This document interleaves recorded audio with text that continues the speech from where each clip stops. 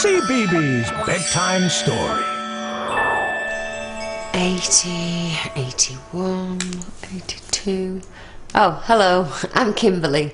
I've lost count now. I like my hair to look perfect, just right, so I need to brush my hair every night at least 100 times. But the girl in tonight's bedtime story doesn't like brushing her hair at all. She's called Holly. The story's by Sarah Dyer, and it's called The Girl with the Bird's Nest Hair. Holly was just like lots of girls. She did not mind her messy curls. Holly did not like her hair being brushed, much to her mother's utter disgust. Then one morning she awoke to find a little bird had arrived.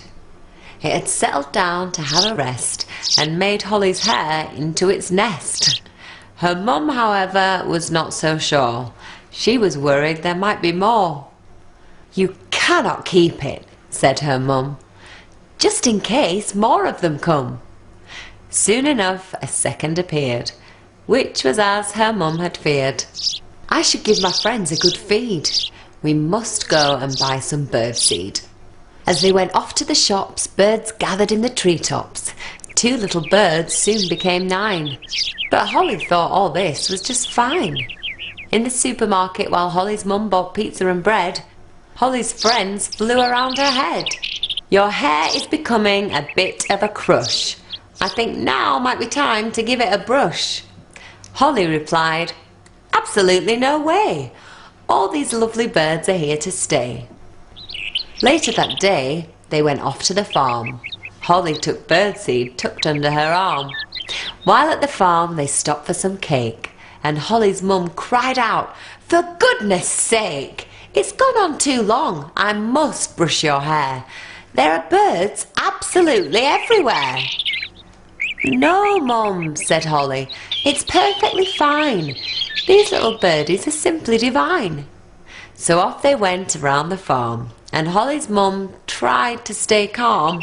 While Holly was feeding a cow and a pig, her mother was worried that the birds were too big. On through the farm Holly skipped, gathering pace. By now, though, her hair was running out of space. With her mum chasing and waving a brush at her hair, Holly continued, completely unaware that behind her were turkeys calling out, "Gobble, gobble!" Jumping on her head, they made Holly wobble. But that was nothing compared to what was to come, as Holly cried out for her comb and her mum, for behind her a peacock leapt into the air and landed right in her messy red hair. Obviously this all came as a bit of a shock. There really was no room for a large peacock. As Holly lay there squashed on the floor, she couldn't avoid it, not anymore. "You can brush my hair now, Mum. I've decided to give in," she said, looking up from the ground with a cheeky grin. That story was called The Girl with the Bird's Nest Hair. Have you brushed your hair ready to go to bed? Well, I need to finish brushing mine so it looks perfect tomorrow. And while I do, it's time for you to go to sleep. I'll see you for another story. Night night. Now, how far did I get to? I've forgotten. I'll have to start again. 1, 2...